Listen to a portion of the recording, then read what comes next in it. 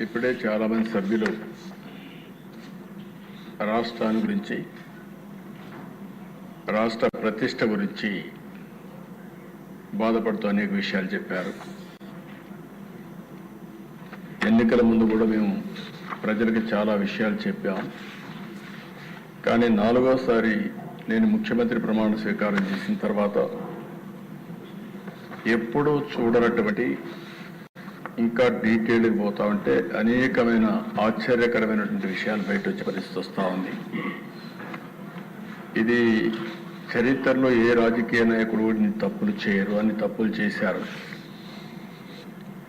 ఒక పక్కన వ్యవస్థలు పూర్తిగా విధ్వంసమైనాయి, అధికార యంత్రాంగం మొత్తం నిర్వీర్యమైంది, అప్పులు పరాకాష్ఠకు చేరాయి, తప్పుడు ప్రచారాన్ని ఆధారంగా చేసుకొని అనునిత్యం ప్రచారం చేసే పరిస్థితికి వచ్చారు. ఎన్ని విషయాలు కూడా వాస్తవాలు చెప్పినా ఆ వాస్తవాల్ని పక్కన పెట్టి వాళ్ళను నమ్మిన అసత్యాన్ని పదే పదే చెప్పి ప్రజల్ని మొబ్బి పెట్టాలని ప్రయత్నం చేశారు. ఇది చాలా దురదృష్టకరమైన రాజకీయం. నేను చాలామంది చూశాను, కానీ ఇంత బరితెగించి తప్పులు చేసి ఆ తప్పులను కూడా ఒప్పులుగా చిత్రీకరించడానికి ప్రజల దగ్గర తీసుకుపోవడం అనేది ఒక విచిత్రమైన పరిస్థితి. 45 ఏళ్ళు నేను ఎక్కడ చూడలేదు, ఇలాంటి జరుగుతుందని కూడా ఊహించలేదు. అలాంటి పరిణామాలు జరుగుతున్నాయి. అయితే ఈ ప్రభుత్వం ఒక స్పష్టమైన హామీ ప్రజలకు ఇచ్చాం. ప్రజలు గెలవాలి.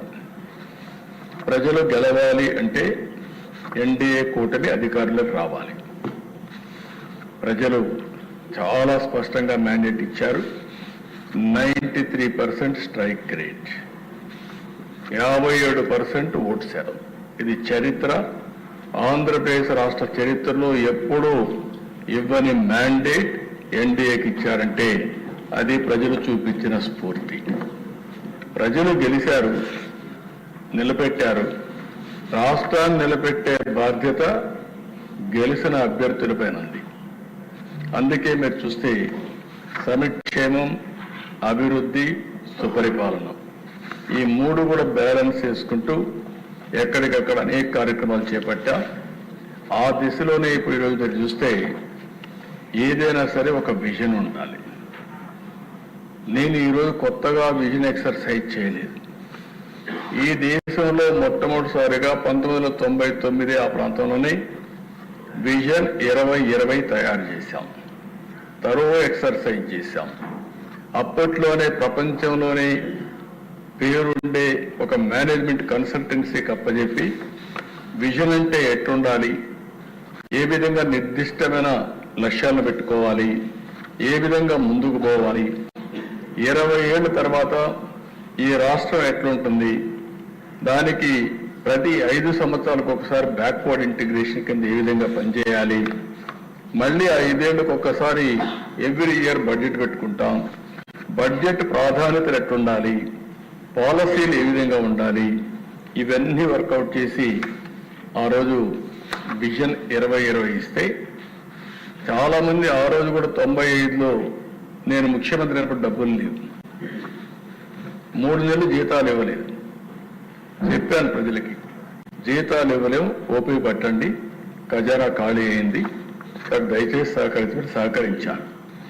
రెండో విషయం అధ్యక్ష, ఆ రోజుట్లో ₹2 కేజీ బియ్యం కూడా అతి ప్రియమైన ₹2 కేజీ బియ్యం కూడా రేటు పెంచాం. అనివార్య పరిస్థితిలో కరెంటు ఛార్జీలు పెంచాం. పెంచిన తర్వాత ప్రజలకు చెబితే ప్రజలు అర్థం చేసుకొని సహకరించారు. అదేవిధంగా నేను చెప్పింది, ఈ ప్రభుత్వం short term, medium term, long term ప్రణాళికలు తయారు చేస్తున్నాం. ఇది మీ భవిష్యత్తుకు, మీ పిల్లల భవిష్యత్తు కంటే నమ్మారు. నమ్మిన తర్వాత మీరు చూస్తే అధ్యక్ష, దాని ప్రూఫ్ ఆఫ్ కాన్సెప్ట్ ఈరోజు హైదరాబాద్ నాలెడ్జ్ ఎకానమీకి చిరునామా. ఎవరు వచ్చినా కూడా, ఎవరు ఏ ప్రభుత్వం వచ్చినా ఆటో పైలట్లో పనులయ్యే పరిస్థితి వచ్చాయంటే అలాంటి ఎకో సిస్టమ్ క్రియేట్ అయింది.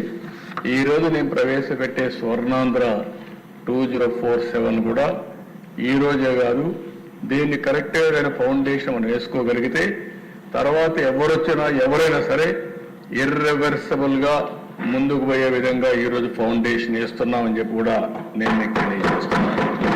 అయితే మరీ దుర్మార్గులు వస్తే మొన్న వచ్చినట్టు అమరావతిని విధ్వంసం చేసినట్టు, పోలవరాన్ని డయాఫామ్ వాలు మొత్తం గోదావరిలో కలిపేసినట్టు, లేకపోతే రేపు మనం కట్టిన తర్వాత కూడా ఇప్పుడు కూడా మీరు చెప్పారు, చాలా మంది బాగా ఆందోళన చెప్పారు. దిశ వాస్తవం కూడా ఈ రాష్ట్రంలో పెట్టుబడులు పెట్టాలంటే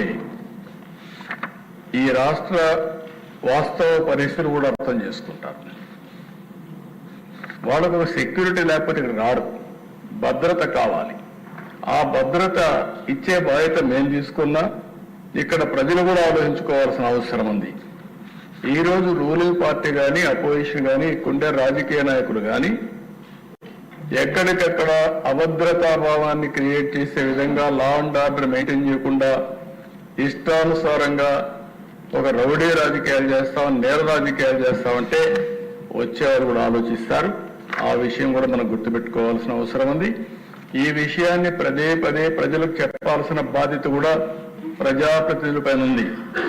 మనము నీతి నిజాయితీగా ఉండడమే కాకుండా ఈ నీతి నిజాయితీగా లేకపోతే ఎలాంటి అనర్థాలు వస్తాయో, రాష్ట్రానికి నష్టం వస్తుందో ఇది కూడా మనం చెప్పాలి. దిశ చెప్పి ప్రజలు కూడా సమాయత్తం చేయాలి, ప్రజల్ని చైతన్యవంతులు చేయాలి. రాజకీయం చేసేది ప్రజల కోసం తప్ప రాజకీయం స్వార్థం కోసం కాదు. దిశ ఎన్నో త్యాగాలు చేశారు, మనకు స్వాతంత్రం వచ్చింది. నిన్నే అల్లూరి సీతారామరావు గురించి మాట్లాడుకున్నాం. ఇలాంటి త్యాగమైనంతా కూడా త్యాగాలు చేస్తే ఆ త్యాగాల ఫలితాలు వృధా కాకుండా చేయాల్సిన బాధ్యత మనందరిపైన ఉంది. అందుకే అధ్యక్ష మీరు చూస్తే ఈ 5 నెలల్లో ఏం చేశామని నిన్నటివరకు మాట్లాడాం.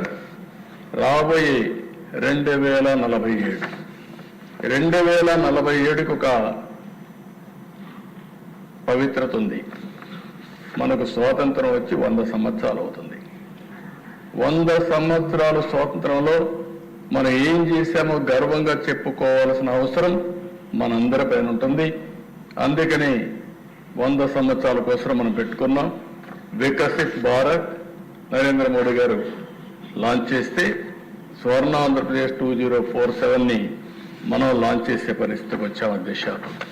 ఇందులో నేను బ్రాడ్గా చెప్తాను, మెంబర్స్ కూడా కోరుతున్నా, మీ మీద ఒక గురుతరమైన పవిత్రమైన బాధ్యత ఉంది. మీరు కరెక్ట్గా ఈ విజయాన్ని మీరు అర్థం చేసుకుని మీ నియోజక పరిధిలో మీరు కూడా ఒక విజన్ తయారు చేసి ఏ బాధ్యత అయితే, ఏ మ్యాండేట్ అయితే, ఏ నమ్మకం అయితే మీ మీద పెట్టుకున్నారో ఆ నమ్మకాన్ని మీరు కూడా వారి రుణం తీర్చుకునే కార్యక్రమానికి శ్రీకారం చుట్టాల్సిన అవసరం ఉంది.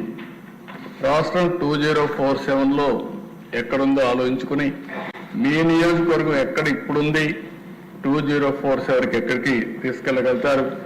ఓసారి మీరు అనుకుంటారు కాన్స్టిట్యున్సీ మారుతుంది కాబట్టి మనకెందుకు వచ్చిందే, అప్పుడు వచ్చినప్పుడు చూసుకుందాం, గెలిస్తే చాలని. కానీ మీ అందరికీ ఒక ట్రాక్ ఉంటుంది, మీ నాయకులకు అందరికీ కూడా పేరు ఉంటుంది. ఎవరు బాగా సేవలు చేస్తే ఏ నియోజకవర్గమైనా ప్రజలు మీతో ఉంటారు. అట్లా కాకుండా మీరు సరిగా పనిచేయకపోతే వేవ్ వచ్చినప్పుడు గెలిపిస్తారు తప్ప ప్రజలు ప్రేమతో కాదని చెప్పి కూడా నేను మీకు తెలియజేస్తున్నా. అందుకే ఈ డాక్యుమెంట్లో మీరు చూస్తే స్వర్ణ ఆంధ్రప్రదేశ్ 2047కి wealthy, healthy, happy Andhra Pradesh, Swarna Andhra Pradesh అంటే 3 ఉండాలి.